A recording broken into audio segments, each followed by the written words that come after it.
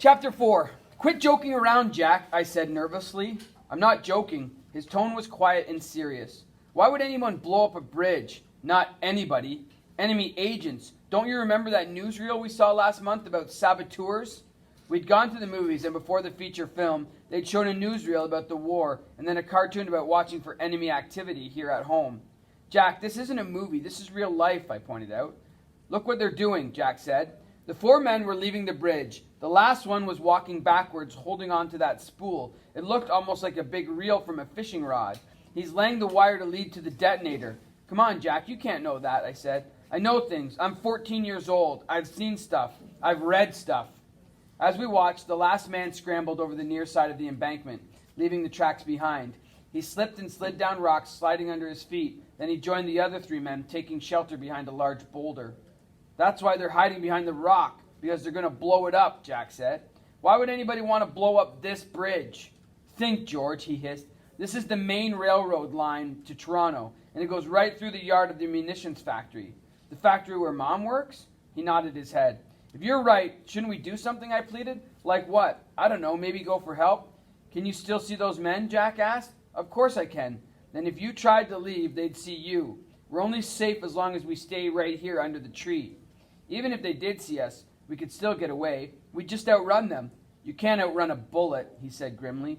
They have guns? Suddenly I felt very afraid. I didn't see any guns. Neither did I, but if they're Nazi agents, don't you think they'd have guns? We have to stay here. For how long? I don't know, until they're gone? Yeah, and the bridge is blown up? What if we went that way and then through the woods, I asked. That wouldn't work. As soon as we hit open water, they'd see us. We'd be dead before we hit the trees.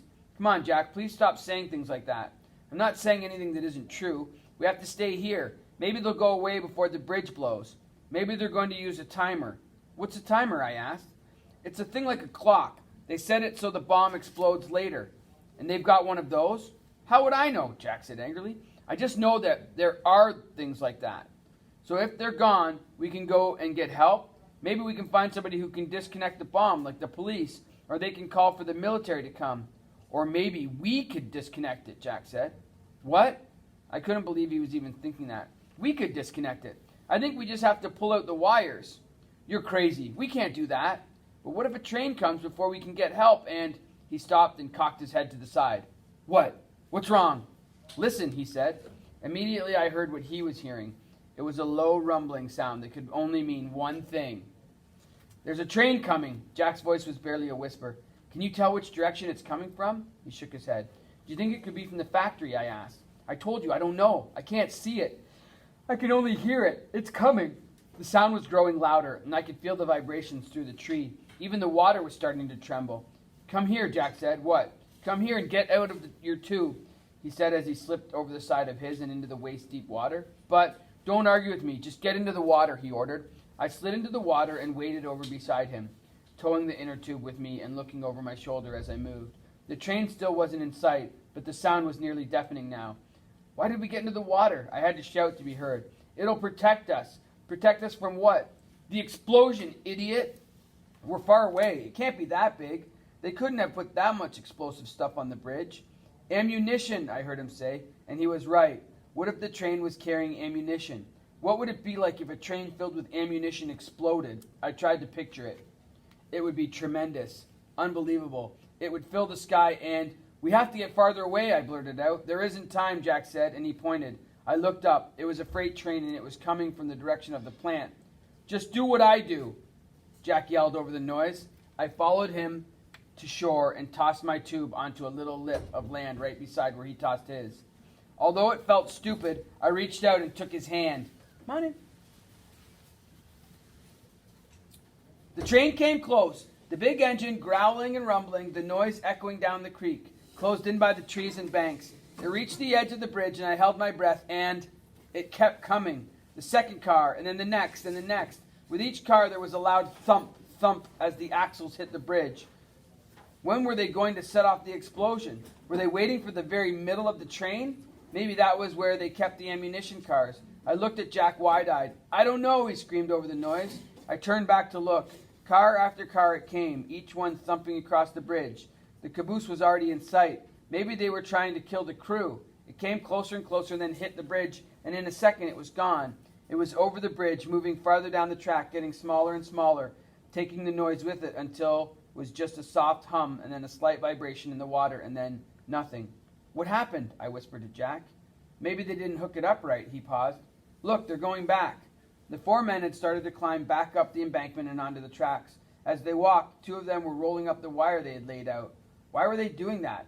If it hadn't been hooked up right, wouldn't they just check things and get the next train?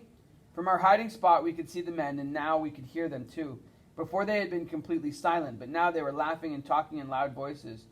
The train had gotten by, so why were they so happy? It seemed like the more we watched, the less sense everything made. As 2 of the men stood in the middle of the bridge, 2 started down the sides, climbing along the trestle beams. These 2 were unwinding the wires, threading them back through the beams, while the 2 at the top pulled them back up. Jack and I watched wordlessly for close to 5 minutes until finally all the wires were removed and all 4 men reassembled at the top. They haven't removed the explosive yet, Jack said. I could clearly see that the dark blob still remained attached to the support beams of the bridge. Maybe they take the wires first and then go back for them, I said. Maybe, but I'm not so. Oh my goodness, Jack hissed. At the same instant, I saw what he saw. A black inner tube was floating down the creek toward the bridge. I turned around. Only one of ours was still pushed partially up on the shore. You idiot! You should have put your tube higher up. My tube? How do you know it's not yours? I protested. Shh! Keep it down. It doesn't matter whose it is. I just hope they don't see it. What could happen if they do? He shook his head. I don't know, but maybe they might come looking for where it came from. A shiver unrelated to the cold of the creek ran through my entire body.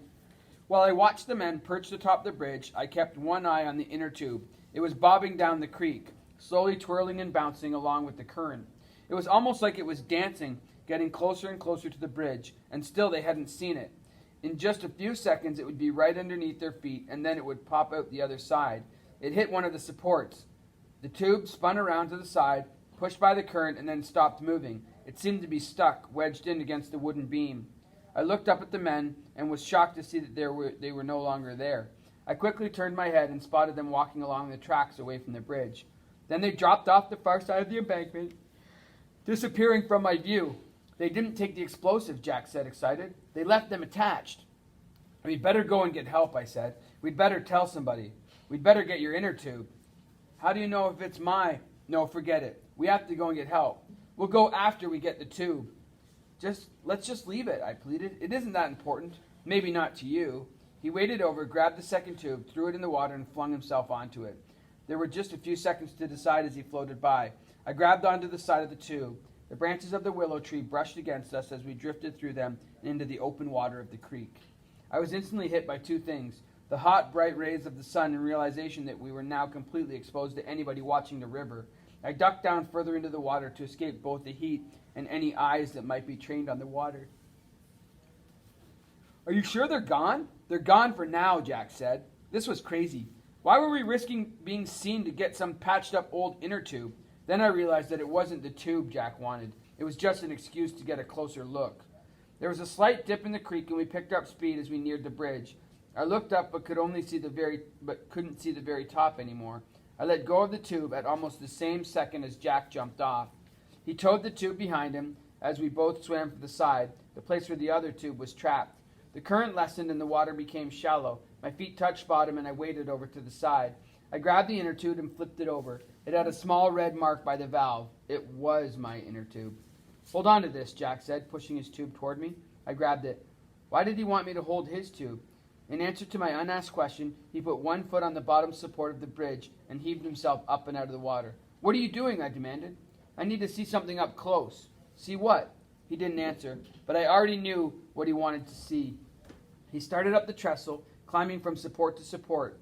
I wanted to call out, but I didn't. This was crazy. What if he fell, or those men came back, or something exploded? Even if the wires weren't attached, they were still explosives. Please come down, Jack, I hissed as loud as I dared. He was perched beside one of the dark patches. It looked like a big lump of clay. He reached out a hand toward it. Jack, don't! I looked up at him. He'd taken some of it, and he seemed to be studying it, and... Ugh! I screamed in shock as something fell down and hit me in the face. It's just clay, Jack called down. Clay, here, catch. He dropped another chunk, and without even thinking, I reached out and grabbed it. I played around with it. Clay. It was clay. They're all clay. I looked up at Jack. He'd moved along the supports and was holding more clay in his hand. He let it go and it dropped into the water with a large splash. He climbed down the supports, finally slipping into the water and swimming over to my side. Do you understand what happened? I asked. He shook his head. Nope, but I'm tired of not knowing, so I'm going to find out.